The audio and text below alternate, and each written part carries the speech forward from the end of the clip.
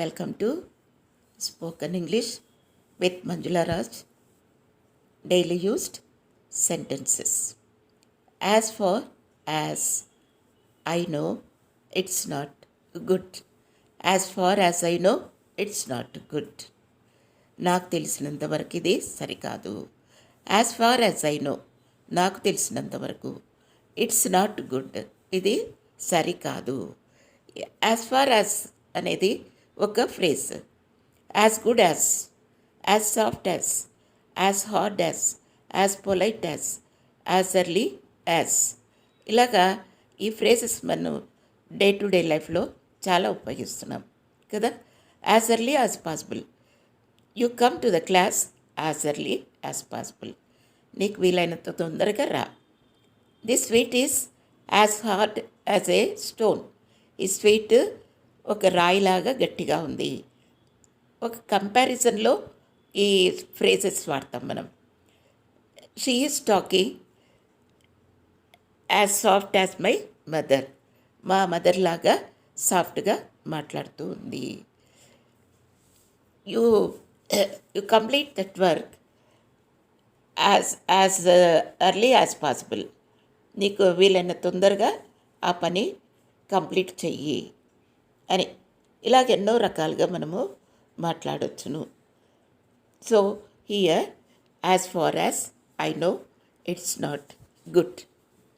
So let us go to second sentence. They are not reliable. They are not reliable. Reliable అంటే సరి అయినది కాదని కాదు. ఇక్కడ మనం రోజుగా మాట్లాడే మాటల్లో ఈ రకంగా మాట్లాడతాము. రిలే అంటే ఏంటి? ఆధారపడ్డం. ఆధారపడే అంత మంచివాళ్ళు కాదు అన్నప్పుడు నాట్ రిలయబుల్ అంటాం. So they are not reliable. అర్థమైంది అనుకుంటున్నాను. రిలయబుల్ అంటే నాట్ డిపెండబుల్ అని, అంటే ఆధారపడే అంత వాళ్ళు కాదు అని.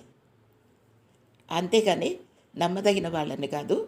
రోజు మాట్లాడే మాటల్లో ఈ రకంగా మాట్లాడతాం. It's not reliable to go there. It's not reliable to go there, అక్కడికి వెళ్ళడం అంతా సరైనది కాదు. We cannot rely on them, మనం వాళ్ళ మీద ఆధారపడలేము.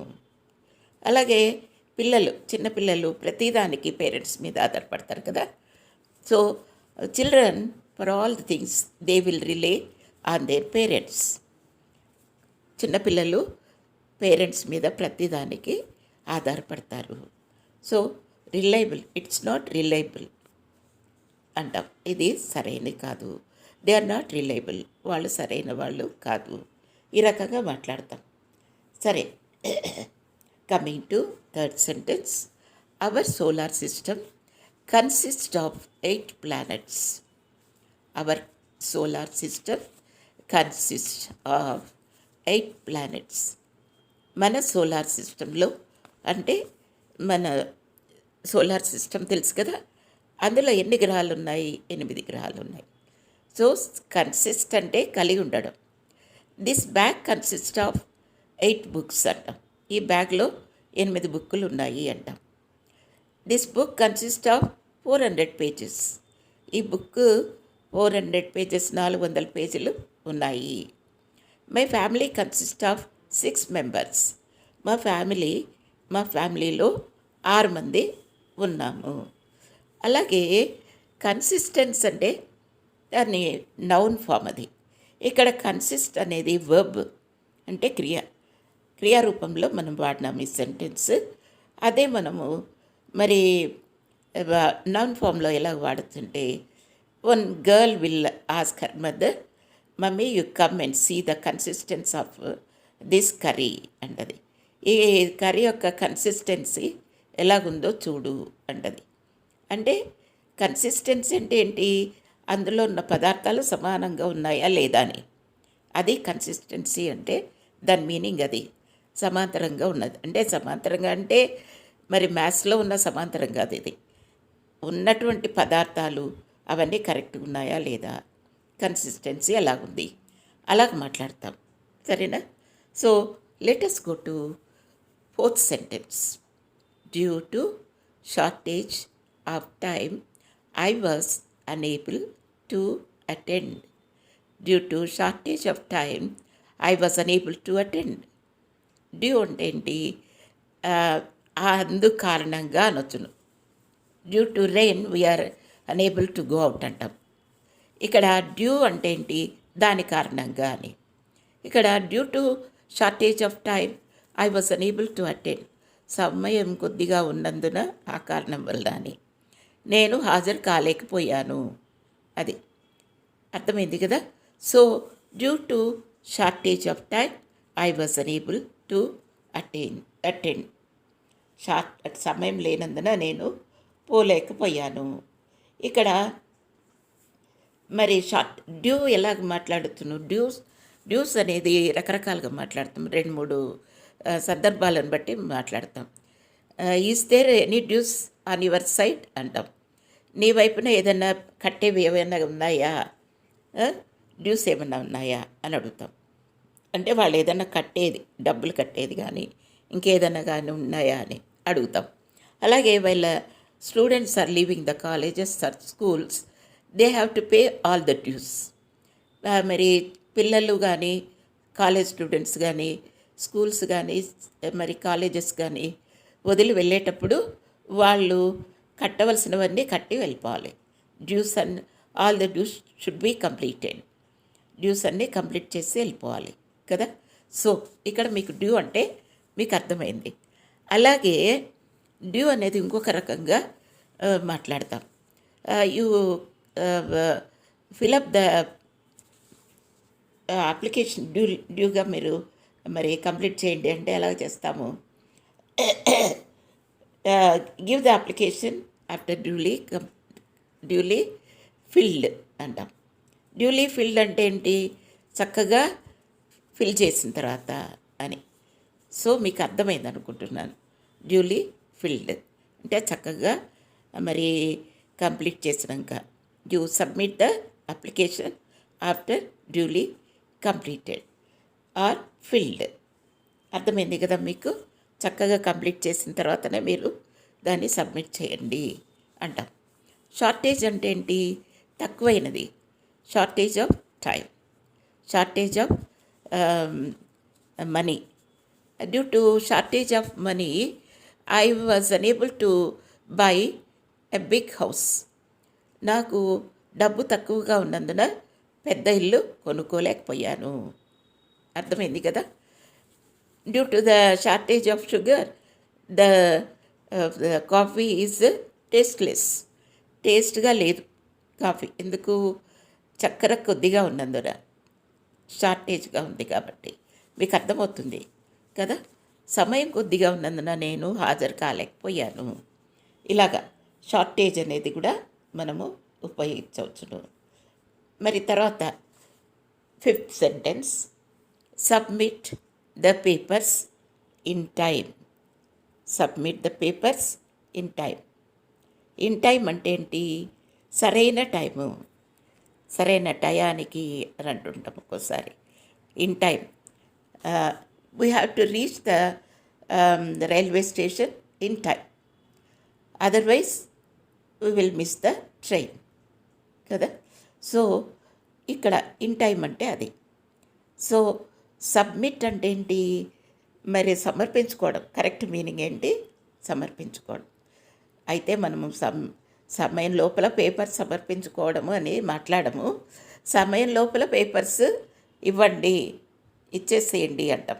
అయితే ఇక్కడ మనం సబ్మిట్ అనేది ఒక మర్యాదపూర్వకంగా మాట్లాడతామన్నమాట. Submission, submit yourself to the god. నీ అంతటికి నీవు దేవునికి అర్పించుకో అంటాం. అలాగే you should be submissive towards the elders. పెద్దల పట్ల నీవు సబ్మిసివ్గా ఉండాలి, అంటే వినయంగా, వందనంగా ఉండాలి అని అర్థం. అర్థమైంది కదా. So submit, submissive, submission. అర్థమైంది కదా. సబ్మిసివ్గా ఉండాలి అంటే అది యాడ్వర్బ్. సబ్మిట్ అంటే వర్బ్, అంటే క్రియ. సబ్మిషన్ అంటే noun. So you are following. So let us go to 6th sentence. Clues are not available in the case. Clues అంటే ఏంటి? ఆధారాలు. ఏదైనా క్లూ ఉందా ఇక్కడ మనము ముందుకెళ్ళడానికి అంటాడు ఒక పోలీస్ ఆఫీసర్.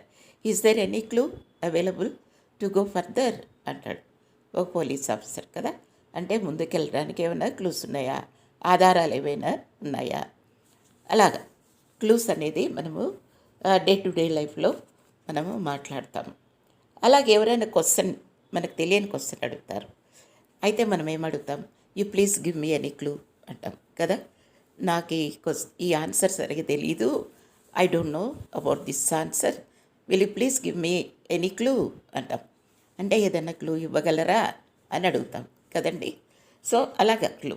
సరే, నాట్ అవైలబుల్ అంటే దొరకడం అనమాట. అవైలబిలిటీ అంటే దొరకడం. During the summer only mangoes are available కదా. మరి సమ్మర్లోనే, వేసవికాలంలోనే మనకు మామిడి పళ్ళు దొరుకుతాయి. అంటే దొరుకుతాయంటే అవైలబుల్గా ఉంటాయి అని అర్థమైంది కదా. Availability proper time, you avail the time అంటారు. అవైల్ ద టైం అంటే యూస్ చేసుకో, you avail the time in a proper way అంటాం. అంటే టైంను సరైన పద్ధతిలో వాడుకో, ఇలాగ మాట్లాడతాం కదా. That my friend is not available now a days అంటాం. నా స్నేహితురాలు ఈ మధ్యకాలంలో దొరకడం లేదు అంటే ఆమె ఏదో బిజీగా ఉందని.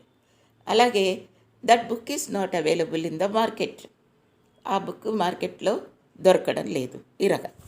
So you got it no. So let us go to 7th. Nothing is there that you have done. Nothing is there that you have done. నువ్వు చేసింది ఏమీ లేదు అంటారు ఫాదర్ కొడుకుతో కదా. ఎందుకు? Not to discourage him. Generally fathers will be somewhat serious towards the boy children కదా. ఎందుకు? కొంచెం గట్టిగా రాట తేలాలని చెప్తారు ఆ మాటలు కదండి. So nothing is there that you have done. Nothing అంటే ఏమీ లేదు, ఎవ్రీథింగ్ అంటే అన్నీ, మరి సంథింగ్ అంటే కొన్ని. ఈ సెంటెన్స్ ఆ రకంగా మాట్లాడతామా. Something is there that you have done, ఏదో కొద్దిగా చేసావు. ఎవ్రీథింగ్ యూ హ్యావ్ డన్, అన్నీ చేసావు. Parents will do everything to the children. పిల్లలకి అన్నీ చేసేస్తారు పేరెంట్స్ కదా. So like that. So let us go to ఇక్కడ హ్యావ్ డన్ అంటున్నాం. ఇది ఏ టెన్స్లో ఉందంటున్నారు? హ్యావ్ డన్ అనేది ప్రెజెంట్ పర్ఫెక్ట్ టెన్స్. అదే పాస్ట్ పర్ఫెక్ట్ టెన్స్ అంటే హ్యాడ్ డన్ కదండి. సరే, let us go to 8th sentence. They have thrown the papers in the heap. They have thrown the papers in the heap. ఇది కూడా present perfect టెన్స్లోనే ఉంది. అయితే present perfect tense అంటే ఏంటి? ఎప్పుడో పాస్ట్ టెన్స్లో ఆ క్రియ స్టార్ట్ అయింది, ఇప్పుడిప్పుడే అయిపోయింది. అంటే ఇప్పుడు జరుగుతలేదు, అది ఈ మధ్యనే అయిపోయింది. దాన్నే మరి ప్రజెంట్ పర్ఫెక్ట్ టెన్స్ అంటాం. అదే పాస్ట్ పర్ఫెక్ట్ టెన్స్కి దీనికి ఏంటి డిఫరెన్స్ అంటే ఎప్పుడో మొదలయ్యి ఎప్పుడో అయిపోయింది. అది ఎప్పుడో చాలా కాలం కిందటే మొదలయ్యి చాలా కాలం కిందటే అది అయిపోయింది. హ్యాడ్ థ్రోన్, అర్థమైంది కదా. సో అది డిఫరెన్స్. హ్యావ్ ఇది ప్రజెంట్ పర్ఫెక్ట్కి పాస్ట్ పర్ఫెక్ట్కి. So they have thrown the papers in the heap. మరి చిల్డ్రన్ ఏం చేస్తారు? Generally the little children will throw all the toys everywhere, here and there they will throw. చిన్నపిల్లలు బొమ్మల్ని అక్కడెక్కడ అంతా పడేస్తారు. They will throw it in the house. In day to day life we will throw the garbage into the dustbin. మనము చెత్త అంతా తీసుకెళ్ళి డస్ట్బిన్లో పడేస్తాం అది. So let us go to 9th sentence. Keep the bundle of saris in the cupboard. Cupboard అంటే బీరువా. సరే, బండిల్ ఆఫ్ సారీస్ అంటే చీరల మూట. బండిల్ ఆఫ్ స్టిక్స్ అంటే మరి కట్టెల మూట. ఇది keep the bundle of saris in the cupboard. చీరల మూటను బీరువాలో పెట్టేసేయి. కీప్ అంటే పెట్టేసేయి అని. కీప్ యువర్ మౌత్ షట్ అంటాం పిల్లల్ని కదా. నోరు మూసుకోండి అని అంటాం. Keep your finger on your mouth అంటాం స్టూడెంట్స్ని కదా. అలాగే కీప్ ఎవ్రీథింగ్ ప్రాపర్ అంటాం. ప్రతిదీ చక్కగా పెట్టేసేయండి అంటాం. So let us go to 10th sentence. In vain we struggle a lot. In vain we struggle a lot. మేము అనవసరంగా చాలా కష్టపడ్డాం. అంటే కొన్నిసార్లు అలాగైతుంది కదా. Sometimes it will happen like this. Even though we know the work and all, sometimes our work will become in vain, waste అయిపోతుంది. So in vain we struggle a lot. In vain we have gone there. అక్కడికి అనవసరంగా వెళ్ళాం. In vain we argued with them. అనవసరంగా వాళ్ళతో వాదించుకున్నాము. In vain I prepared a lot of food. అనవసరంగా నేను చాలా ఫుడ్ను తయారు చేశాను. ఈ రకంగా. So I think that you are following so seriously. Please repeat all the sentences. Repetition is very very importance to get the perfection. మనకు పర్ఫెక్ట్గా లాంగ్వేజ్ రావాలంటే రిపీట్ చేయాలి. Particularly for spoken language, particularly for spoken English. Okay, all the best. Thank you.